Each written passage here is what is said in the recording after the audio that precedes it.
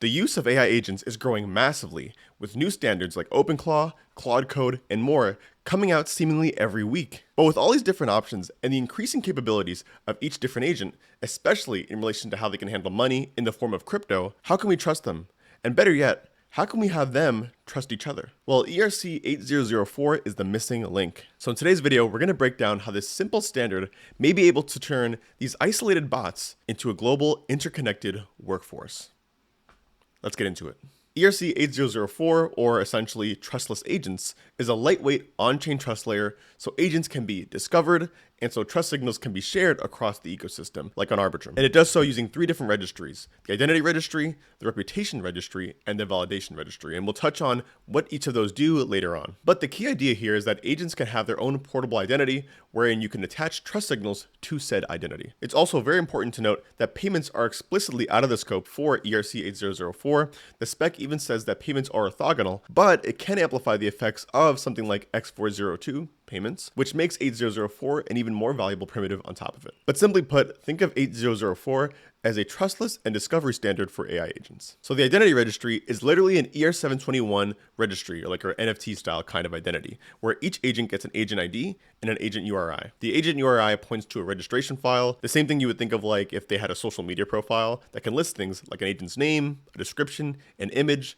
and of course, services and endpoints where you can reach it, like A2A, MCP, web, ENS, DID, email, etc. There's also optional on-chain metadata, like for example, agent wallet, that is really going to be the bread and butter of where the crypto side comes in, that can allow it to do things, for example, executing contracts, participating in DeFi, transferring funds, trading, etc. But in a nutshell, just think of the identity layer as a portable ID, a portable kind of quote unquote how to reach me, and of course a place to attach those different trust signals. That means like reviews, that could be kind of testimonials, things like that you would again kind of attribute to like a regular social media profile or even almost like a business on Google, for example. So now that you have a high level understanding of what 8004 is, what does it actually enable? Well, number one, let's talk about the most basic thing, which essentially can just be considered like these open agent marketplaces / discovery platforms. Previously, if you wanted to figure out what agent does what, you would have to go on a specific app or a specific marketplace or even a particular directory, which means that this quote unquote agent economy more or less is gated by one or two different websites.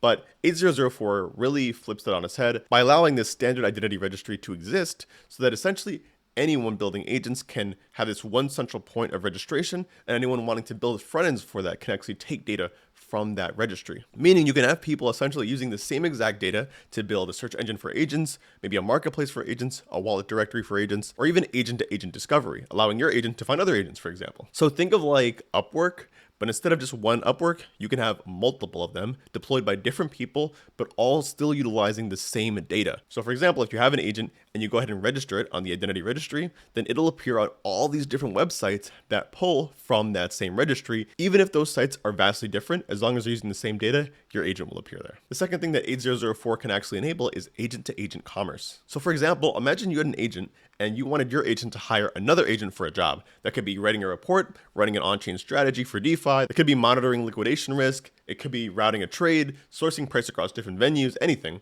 The problem is that in an open world, Agent A has no idea who Agent B is. So 8004 can give you a base layer to that answer, essentially saying, who is this agent really?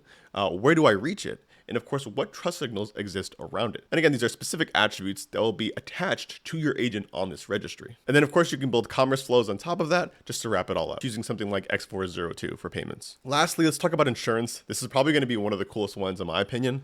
Once you have this standardized identity registry and standardized trust signals, you can start doing stuff like bonding requirements for certain tasks, like insurance pools that underwrite certain agent categories, for example, or even credit models where an agent earns capacity based on track record. And this is relevant because the spec for ERC-8004 itself explicitly talks about tiered trust models proportional to value at risk. So for example, low stake tasks versus high stake tasks, and points to different approaches, for example, reputation, or maybe even crypto economic validation like stake secured re-execution stuff, which is obviously a lot more sophisticated. And then of course you can get into ZKML and TEs, which is honestly way beyond my knowledge. But the basic principle here is that if a task is of high value, then you'll demand stronger validation. And if it's low value, then honestly reputation might just be enough. When all those trust signals are standardized, it just makes things like these much easier to build on the back end. Okay, enough of the examples. Let's get into why I think Arbitrum is the best place to build AI agents.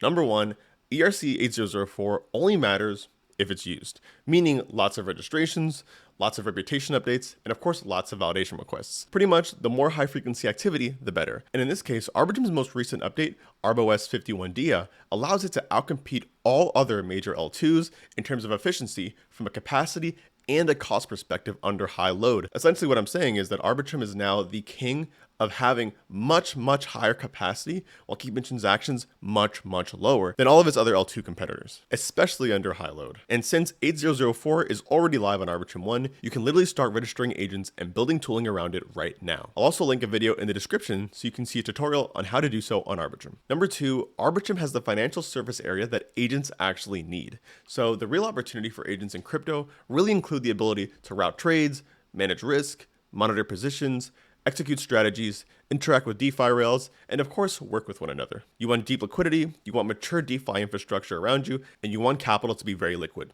aka Arbitrum. Lastly, 8004 is designed to be chain portable, but L2s are the default home. The spec says that registries can be deployed as singletons per chain on any L2 or mainnet, and agents can operate across these chains.